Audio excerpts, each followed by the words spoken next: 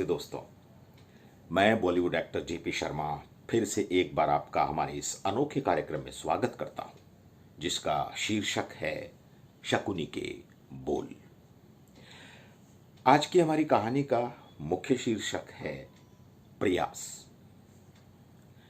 एक बड़ा समृद्ध राजघराना था। राजा बहुत प्रसिद्ध, अपनी जनता का भला करने वाला, अपनी जनता का अच्छा चाहने वाला। राजा को भी जनता बहुत प्यार करती थी। सब कुछ अच्छा चल रहा था और उस राज्य की चर्चा दूसरे कई राज्यों में भी बहुत तेजी से फैल रही थी। राजा समृद्ध भी था, विचारवान था, भला करने वाला था। और अचानक एक दिन राजा के एक खास मंत्री की मृत्यु हो गई। वो मंत्री जो है वो राजा का लगभग सारा काम देखा करता था। राजा बड़ा परेशान हुआ और एक दिन राजा ने उस मंत्री की जगह किसी और को भर्ती करने के लिए सोचा।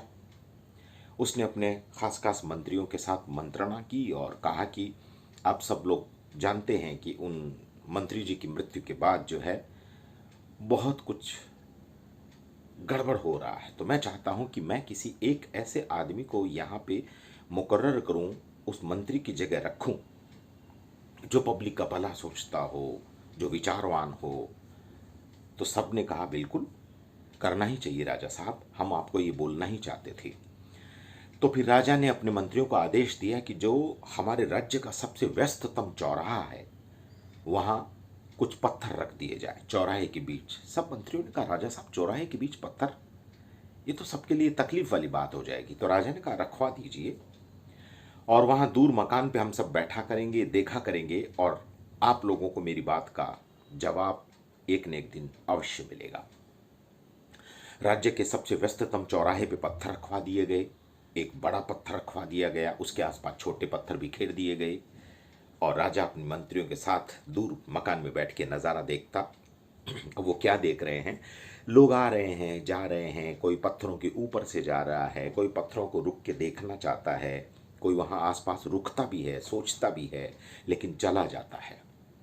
यही सिलसिला दिनों, महीनों और साल चलता रहा। लोग आते जाते, पत्थरों को देखते, पत्थरों के पास रुकते, सोचते, चले जाते। इवन कि राजा के कुछ रिश्तेदार, कुछ मंत्रियों के रिश्तेदार भी आते जाते, देखते, आपस में बात करते। शायद यही बात करते होंगे कि ये पत्थरों को बीच में डाल के क्या मिला राजा को। खैर, ऐसा सिलसिला चलता रहा। मंत्री लोगों ने राजा से पूछा राजा साहब ये तो यही चलता रहेगा? तो राजा ने कहा रुको, प्रयास कोई न कोई तो अवश्य करेगा और आपको मेरी बात का अवश्य उत्तर मिलेगा। एक दिन एक आदमी आया, वो उन पत्थरों के पास खड़ा हुआ, बहुत देर तक सोचता रहा और उसने छोटे छोटे पत्थरों को उठा के एक तरफ, रास्ते के एक तरफ करना शुरू कर दिया। राजा के चेहरे पे एक मुस्कुराहट आई। उसने अपने मंत्रियों से कहा देखा? तो मंत्रियों ने कहा क्या देखा राजा साहब, ये छोटे छोटे पत्थरों को तो कोई भी उठा सकता था। तो राजा ने कहा अब तक साल के करीब गुजर गया, किसी ने उन छोटे छोटे पत्थरों को हटाने की कोशिश की नहीं की। मंत्री लोग चुप हो गए, लेकिन मंत्रियों के मन में था कि ठीक है छोटे पत्थर तो हटा दिए गए, लेकिन ये बड़ा पत्थर कैसे हटाएगा।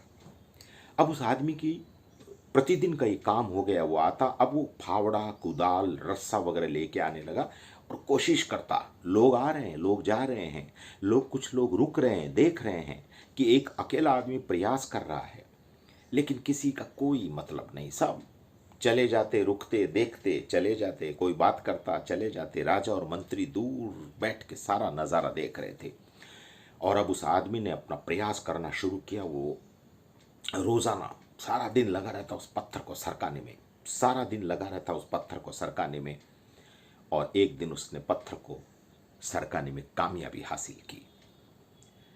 जैसे ही उसने पत्थर सरकाया, उस पत्थर के नीचे से एक चिट्ठी निकली। एक कपड़े में लपेटा हुआ एक पत्र निकला। उस पत्र में लिखा हुआ था राजा का एक संदेश कि जो भी इस पत्थर को हटाएगा और जिसको भी ये चिट्ठी मिलेगी, वो दूसरे ही दिन मेरे राज दरबार में आए और ये चिट्ठी मुझे दे। वो सज्जन उस पत्थर को पूरी तरह से किनारे करके अपने घर चला गया और दूसरे दिन राज दरबार में पहुंचा। राजा का दरबार लगा हुआ था।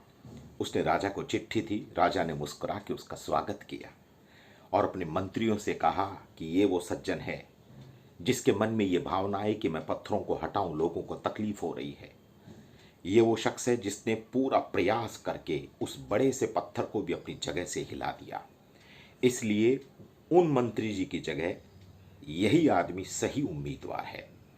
और उस आदमी को वो नौकरी दे दी गई, उस मंत्री की जगह दे दी गई।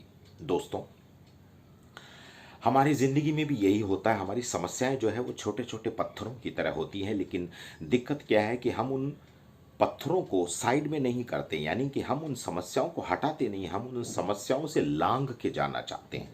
हम उन समस्याओं से मुंह छुपाना चाहते हैं। हम उन समस्याओं का समाधान नहीं ढूंढते। इसीलिए वो समस्याएं धीरे धीरे बड़ी हो जाती है। और दुनिया में ज़्यादातर आपको इसी तरह के लोग मिलेंगे जो समस्याओं का समाधान नहीं करेंगे, बल्कि समस्याओं को साइड करके जाने की कोशिश करेंगे। और मैं इस कहानी के माध्यम से संदेश देना चाहता हूं कि आपकी ज़िंदगी में समस्याएं जो आती हैं वो आपको मजबूत इरादा करने के लिए आती है, आपको और मजबूती प्रदान करने के लिए आती है, ताकि आप ज़िंदगी में एक बड़ा मकाम हासिल कर सकें। वो कहते हैं ना कि इस दुनिया में कोई ऐसा शख्स नहीं जिसको कोई समस्या नहीं, और इस दुनिया में कोई ऐसी समस्या नहीं जिसका कोई समाधान नहीं। लेकिन समस्याओं का समाधान सिर्फ एक ही तरीके से हो सकता है कि आपका लगातार प्रयास उन समस्याओं का समाधान कर सकता है। और अगर आप नेटवर्क मार्केटिंग में हैं तो आपको समस्याएं तो आएगी ही आएगी। आपको उन समस्याओं का समाधान करना है। दुनिया में ज़्यादातर लोग 99% लोग समस्याओं को साइड से गुजरना चाहते हैं, समस्याओं को साइड करना चाहते हैं। समस्याओं को समाधान करिए। जो समस्याओं का समाधान करेगा वो एक दिन बड़ा मकाम हासिल करेगा, जैसे उस आदमी ने किया। तो दोस्त, नेटवर्क मार्केटिंग में खास तौर पे कदम कदम पे आपको समस्या आएगी, लेकिन आप उन समस्याओं से लड़ते हुए आगे जाएंगे तो एक दिन आपको आपके सारे सपने पूरे करने का मौका मिलेगा। एक दिन आपको वो ज़िंदगी जीने का मौका मिलेगा जिसको शायद आपने कहीं देखा हो, कहीं पढ़ा हो, कहीं फिल्मों में देखा हो, लग्जरियस लाइफ जिसको बोलते हैं। और वो सिर्फ एक तरीके से मिल सकती है कि आपके लगातार किए गए प्रयास कामयाबी की तरफ आपको एक दिन 101% लेके जाएंगे। नमस्ते।